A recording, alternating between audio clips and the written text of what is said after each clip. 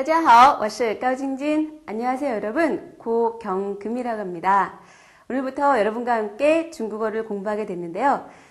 중국어를 좀 해보신 분도 있을 것이고요. 아니면 중국어를 아예 처음이다 하시는 분들도 계실 것 같아요. 그래서 중국어란 어떻게 이루어졌는지 그 중국어의 큰 틀을 한번 여러분께 소개해 드리고요. 그리고 나서 이 책의 구성, 어떻게 이루어졌는지 같이 살펴보면서 우리가 매일매일 어떤 식으로 공부할 건지에 대해서도 함께 얘기를 하고 그리고 시작하도록 하겠습니다. 중국어를 좀 배워보신 분들은 아마도 이 정도는 알고 계실 거예요. 나는 당신을 사랑합니다. 이 어순을 어떻게 얘기를 할까? 중국어는 이렇게 되죠. 나는 사랑합니다. 당신을 이 순서이다. 주어, 동사, 목적어 순서이구나.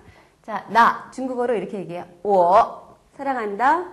I 당신을 你 나는 사랑합니다. 당신을 我爱你我爱你 중국어의 어수는 바로 이래요. 我爱你 라고 생각하시면 돼요. 주어 쓰고 동사 쓰고 목적어 써주시고 그러면 이제 중국어의 큰 기둥을 3개만 얘기하시오 라고 했다면 중국어는 만약에 여기서부터 이야기가 시작되어서 여기에서 만약에 끝난다라고 해도 여기서 시작하는 어떤 주어가 있을 것이고 그 다음에 여기에 동사가 있을 것이고 목적어라고 하고요.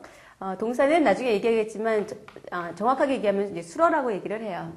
어쨌든 중국어의 기둥은 주어, 수어, 목적어로 되어 있구나. 그러니까 모든 문장이 다 그래요. 큰 기둥 3개가 있고 또 하나는 기둥을 5개 얘기하시오 라고 하면 수식어 2개를 포함시키시면 돼요. 자, 이런 수식어를 만들고 싶어요.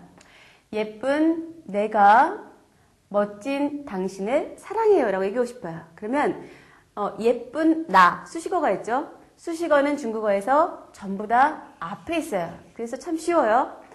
예쁜 나, 예쁘다, 漂亮 모르셔도 되죠. 예쁜 내가 漂亮的我 멋진 당신을, 멋지다, 帅. 자, 帅的你.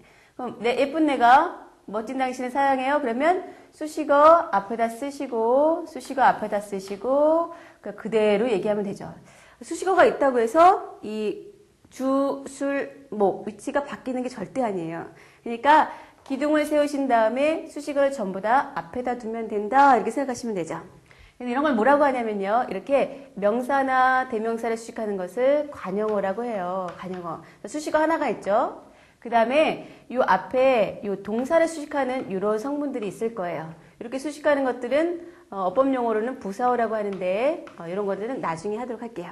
그러니까 중국어에 큰 기둥 3개, 주, 술, 목 잡으신 다음에 수식어는 전부 다 앞에 있다. 수식어의 종류는 2가지밖에 없는 거죠. 이렇게 명사 수식하는 거 있고 수로 수식하는 거 있고 그리고 마지막으로 보충을 해주고 싶다. 보충어들 많잖아요. 보충어들은 죄다 수로 기준으로 뒤에다 써주시면은 그만이다. 그래서 중국어는 변치 않는 6개의 기둥이 있다. 주, 술, 목 쓰시고 수식어 전부 앞에 붙으시고 보충해 주려고 한다. 그러면 수로 기준으로 뒷자리에다 씁니다. 이렇게 하면 중국어는 끝. 간단하죠.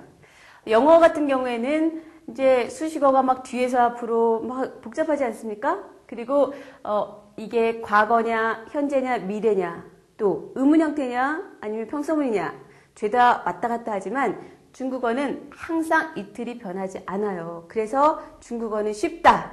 중국어 쉬운 이 이유가 어순이 간단하기 때문에 그래요. 그러면은 항상 이틀이 변하지 않으면서 이틀 안에서 또 이 앞에 있는 요 관용어 성분들은 벗겨보면 또 똑같은 구조가 들어있고요. 또 벗겨보면 똑같은 구조가 들어있고. 그러니까 중국어는 양파 껍질을 벗기는 거하고 똑같아요. 한꺼풀 벗겨보면 또 똑같은 구조 또 들어있고요. 벗겨보면 또 들어있고. 그래서 항상 뼈대 세우시고 수식어 찾고 보충어 찾고 이렇게 하시면 된다. 자, 이것이 중국어의 전부이다. 자, 그럼 조금 이제 중국어에 대한 두려움이 사라지시죠? 그럼 이제 이왕에 소개해드린 거니까 중국어의 시제 표현은 어떻게 하는가도 잠깐 보고 갈게요. 중국어가 쉬운 이유 2번째는요. 중국어의 시제 표현이 간단하다. 영어 같은 경우는 동사가 막 변하잖아요. 뭐 있습니까? 많잖아요. 이거. 자, 그런데 중국어는 동사 자체가 지속 상태이든 완료이든 경험 상태이든 간에 동사가 절대로 변하지 않고 만약에 시제 표현을 할 때 내가 지속 상태임을 나타내고 싶어. 보고 있어. 이렇게 상태가 지속 중이야. 그러면 동사를 기준으로 항상 그냥 두고 뒤에다가 이거를 붙여서 지속 상태임을 나타내자 약속을 했어요. 또 보았다. 완료시키고 싶어요. 그럼 동사가 뭐 can, can 이렇게 변하는 게 아니고 동사 뒤에다가 이 조사를 붙이기로 하자. 라고 읽어요. 그러면 모든 동사 뒤에다 러를 붙이면 완료 상태가 돼요. 나 본 적이 있어. 경험 상태를 나타내고 싶다. 그럼 동사가 또 변하지 않고 뒤에다가 조사 꼭 붙이자. 그러면 경험 상태가 된다. 그러면 앞에 있는 동사만 바꾸면 전부 다 시제 표현이 가능하다. 이렇게 되겠죠. 또 진행 시제를 나타내고 싶어. 노래를 하고 있어. 자, 이런 거 하고 싶다. 노래하다. 창. 자, 이런 동사가 있다. 노래하고 있다. 진행 시제다. 그러면 창이라고 읽어요. 창, 청 이렇게 변하는 게 아니고 동사는 항상 창이에요. 앞에다가 정짤 이것을 붙이면 진행 상태가 된다. 그래서 중국어의 시제 표현은 동사가 변하지 않는다. 앞뒤에 뭔가를 붙이면 시제 표현이 바로 된다. 그래서 중국어는 쉽다. 그럼 이제 시제 표현까지 우리 해봤고요. 평서문, 그 다음에 의문문, 부정문이 있을 거 아니에요? 거기까지만 보고 할게요. 항상 이 뼈대가 변하지 않는다고 했어요. 평서문이죠. 我爱你, 당신을 사랑합니다. 그런데 당신 저를 사랑합니까? 이러고 싶어요. 의문 상태를 만들고 싶다? 그러면 이 형태가 변하느냐? 안 변하죠. 끝자리에다가 이것만 붙이면 의문문이 돼요. 你爱我吗? 你爱我吗? 이렇게 되면 의문문이 된다. 그런데 부정 형태를 만들고 싶어요. 나는 당신을 사랑하지 않아요. 그럼 또 변하는 게 아니고 않다에 해당하는 부사만 붙여주시면 돼요. 어디에다가? 요 동사 앞에다가 뿌만 붙이면 부정 형태가 되죠. 그러니까 중국어는 쉬운 이유가 정리해보자면 어순이 항상 그 자리를 지킨다는 것이고 중국어의 큰 기둥에 해당하는 거 몇 개? 6개라는 거죠. 그리고 시제 표현도 간단하다.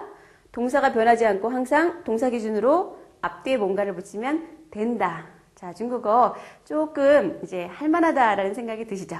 네, 중국어는 그래서 이 어법이, 중국어를 이루는 큰 어법이 몇 달이면 끝나냐면요.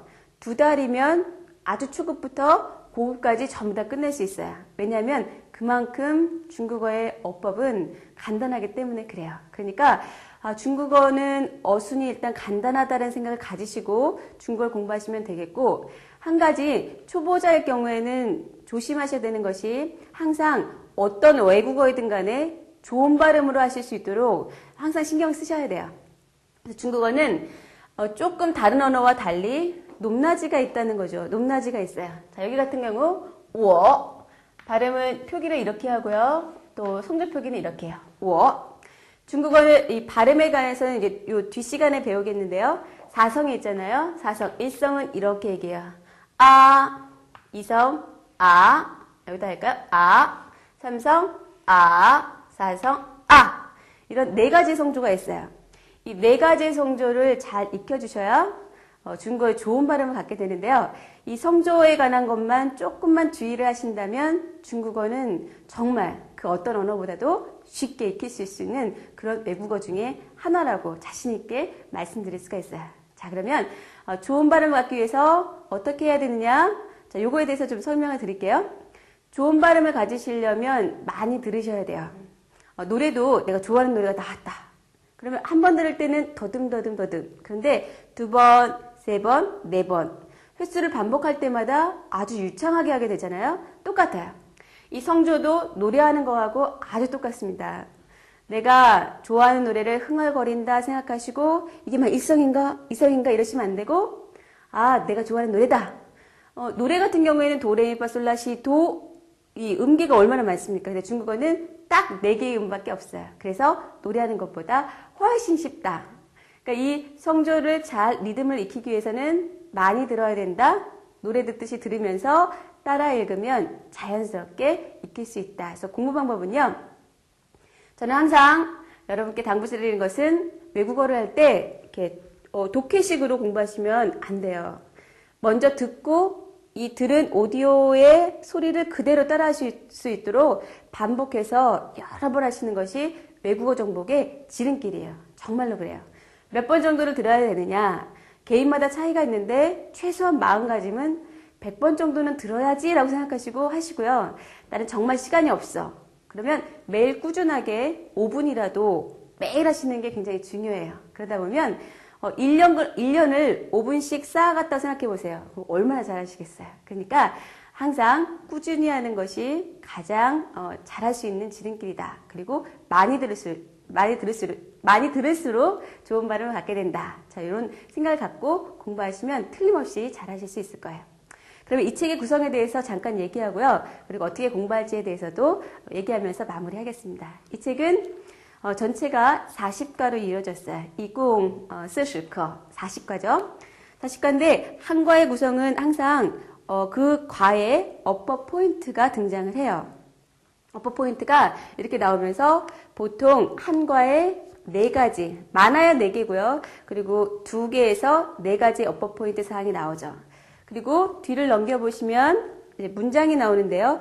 대화도 있고 아니면 문장체 문장도 있어요. 그런데 앞에서 배운 그러니까 공부하실 때 어법을 따로 배우시고 회화를 따로 배우시고 이러면 정말 적용이 안 돼요. 제일 좋은 방법은 자, 오늘의 어법 틀을 배웠어요. 자, 아까 말한 것처럼 동사 뒤에다가 러를 붙인다. 그러면 완료 시제가 된다. 이걸 배웠어요. 그러면 이런 어법 틀 안에서 계속 반복해서 문장 바꿔가면서 공부하시는 거죠. 그러니까 그 어법 틀 안에서, 그러니까 어법 안에서 회화를 공부한다. 이것이 가장 좋은 방법이에요.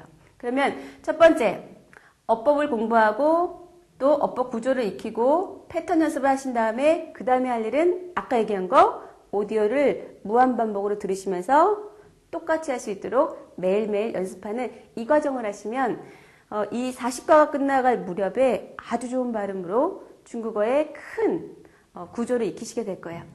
이 과 안에서 다루는 어법 사항은 몇 프로까지냐면요. 중국어 어법이 100으로 이루어졌다면 이 책 안에서 다루는 것이 70% 정도는 돼요. 70% 정도의 어법을 다루고 있어요. 이 틀 안에서 회화를 할 수 있도록 아주 잘 구성을 해놨습니다. 그러니까 중국어의 구조를 잘 익히실 수 있을 뿐만 아니라 40과까지 하시면 이 듣고 말하는 이거를 열심히 하신다면 좋은 발음도 갖게 되신다. 자, 우리가 이 책을 통해서 거기까지는 목표를 잡으시고 공부를 하셔야 돼요. 자, 그러면 매일매일 공부하는 것이 중요하다는 거 잊지 마시고 그리고요. 저희 CN톡 홈페이지 가시면 음성 강의 녹음해 놓은 게 또 있어요. 그러니까 이 동영상 말고도 음성으로 강의해 놓은 것도 있으니까 그것은 오며 가며 차 안에서 들어주시면 아주 좋으실 거예요. 자, 그러면 이 음성 강의도 활용하시고 동영상 강의도 잘 활용하시면서 여러분이 중국어를 잘 하실 수 있도록 자, 매일매일 저와 함께 만나는 거 잊지 마세요.